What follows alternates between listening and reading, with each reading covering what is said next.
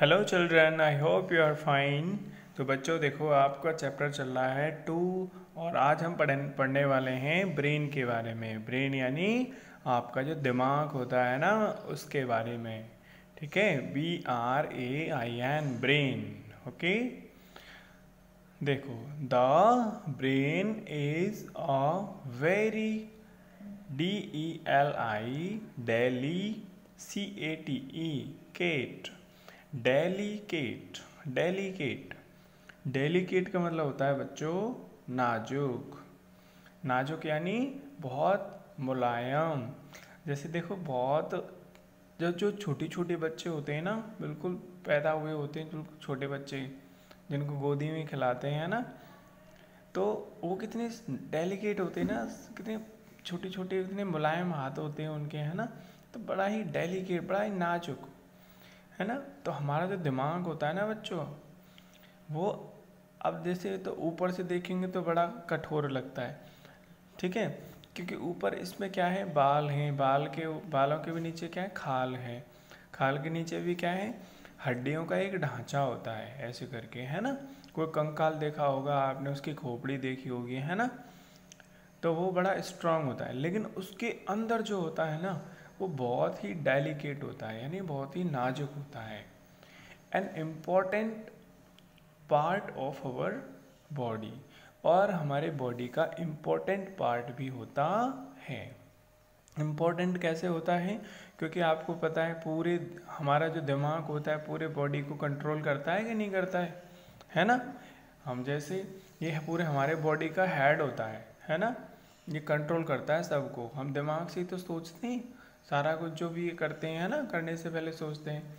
कोई आदमी जैसे पागल हो जाता है तो इसका मतलब क्या है, उसका ब्रेन जो है वो खराब हो जाता है, उसका दिमाग खराब हो जाता है, तो वो कुछ भी फिर उल्टा सीधा करने लग जाता है, कुछ भी काम, है ना। तो ब्रेन हमारे दिमाग जो है बॉडी का बहुत ही इम्पोर्टेंट पार्ट है। It is located in the skull, और यह कहाँ पे लोकेटेड रहता है, कहाँ पे स्थित होता है हमारे बॉडी में, कौन सी जगह पे होता है। दिमाग कहाँ होता है, हमारे स्कल में होता है, जो हमारी खोपड़ी होती है ना बच्चों, उसके अंदर होता है।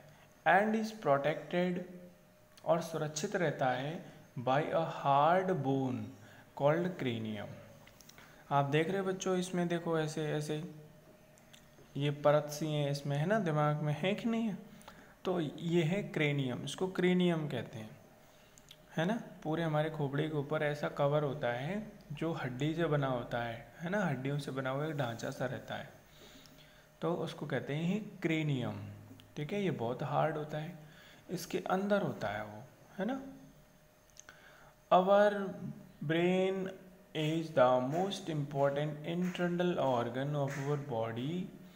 जो ब्रेन होता है बच्चों, हमारे जितने भी बॉडी के अंदर इंटरनल ऑर्गन्स पाए जाते हैं उनमें से सबसे इम्पोर्टेंट होता है ब्रेन। क्यों होता है, as it controls all our body activities, क्योंकि हमारी जितनी भी बॉडी एक्टिविटीज़ होती हैं उनको कंट्रोल करता है। जैसे कि सीइंग यानी देखना, हियरिंग यानी सुनना, थिंकिंग यानी सोचना, रिमेंबरिंग यानी याद रखना, स्पीकिंग यानी बोलना, और फीलिंग यानी महसूस करना, अंडरस्टैंडिंग यानी समझना, एंड लर्निंग यानी सीखना। तो इन सारी एक्टिविटीज़ को हमारा ब्रेन ही कंट्रोल करके रखता है, एक्सेट्रा। ओके, इस तरह से बहुत सी और भी एक्टिविटीज़ होती हैं, जैसे खेलना, पढ़ना, लिखना। ठीक है, in case of brain haemorrhage, in case of brain haemorrhage, बेटा ब्रेन, और ये क्या लिख रहा है, HEMORRAGE, हैमरेज। ठीक है, हैमरेज क्या होता है, ब्रेन हैमरेज क्या होता है बच्चों। देखो, कभी जैसे मान लो किसी के चोट लग जाती है सिर में, जैसे पैर में चोट लग जाती है तो पैर टूट जाता है ना, और तो उस पे प्लास्टर हो जाता है, और फिर वो कुछ दिन बाद ठीक हो करके फिर वो चलने लग जाता है। हाथ टूट जाता है तो उसका भी ठीक है, हड्डी जोड़ दी जाती है। लेकिन बच्चों, अगर हमारे सिर में चोट आ जाए, है ना, तो हमारे ब्रेन में अगर चोट आ जाए, सिर में चोट आ जाए, तो उससे बहुत दिक्कत हो जाती है। ठीक है, क्योंकि ब्रेन में प्लास्टर कैसे होगा, है ना, तो तो बहुत ही दिक्कत की बात है ये। और ये हमारे बॉडी का मेन पार्ट होता है। अगर इसमें कोई चोट आ जाए तो उसको कहते हैं ब्रेन हेमोरेज। जैसे कोई कभी गलती से किसी के एक्सीडेंट हो जाता है या फिर कहीं से कोई गिर जाता है या ऐसे करके, तो सिर में चोट आने की वजह से क्या हो जाता है, ब्रेन हैमरेज हो जाता है, यानी हमारे सिर के अंदर चोट आ जाती है। तो अब सिर के अंदर चोट आ गई ना, तो हमारा दिमाग काम करना बंद कर देगा। इससे क्या होगा, a person is not able to do most of his activities normally.